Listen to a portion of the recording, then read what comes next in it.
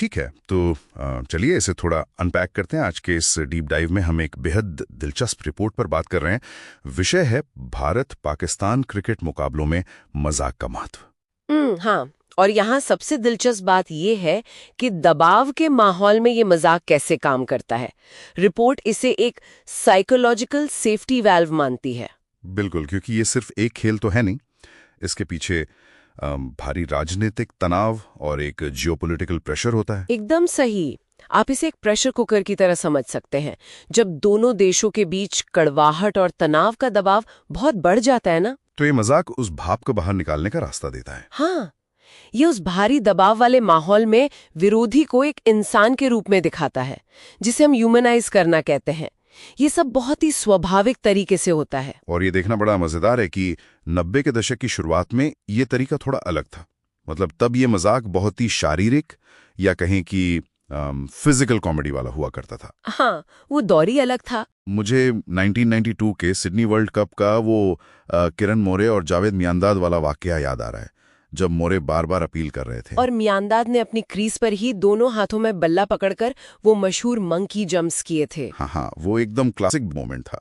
और 1996 के बैंगलोर मैच का वो आमिर सोहेल और वेंकटेश प्रसाद वाला इंस्टेंट कर्मा इंसिडेंट भी तो इसी लिस्ट में आता है। बिल्कुल आता है।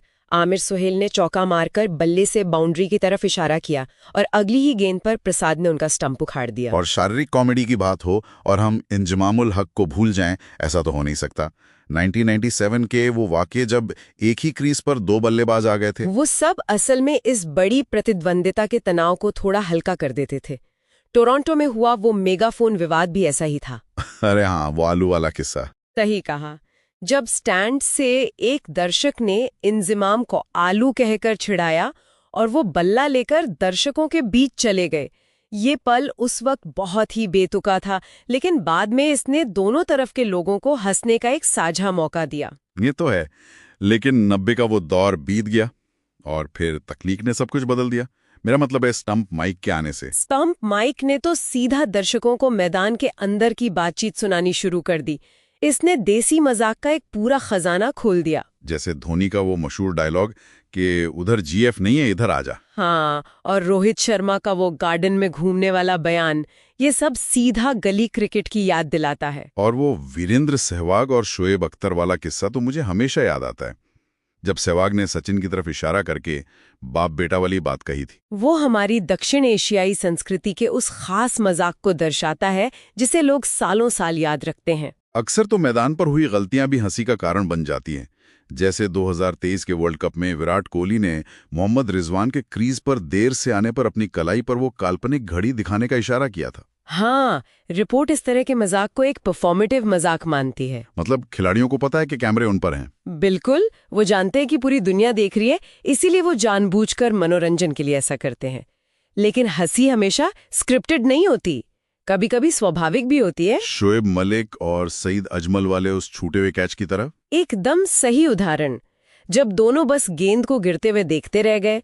बाद में तो विराट कोहली और युवराज सिंह को शोएब मलिक के साथ इसी बात पर ठहाके लगाते हुए भी देखा गया था। लेकिन देखिए, ये तनाव हमेशा इतना हल्का फुल्का नहीं होता है। रिपोर्ट में 2025 के एशिया कप का भी बहुत बारीकी से जिक्र किया गया है। हाँ, 2025 का एशिया कप काफी अलग था।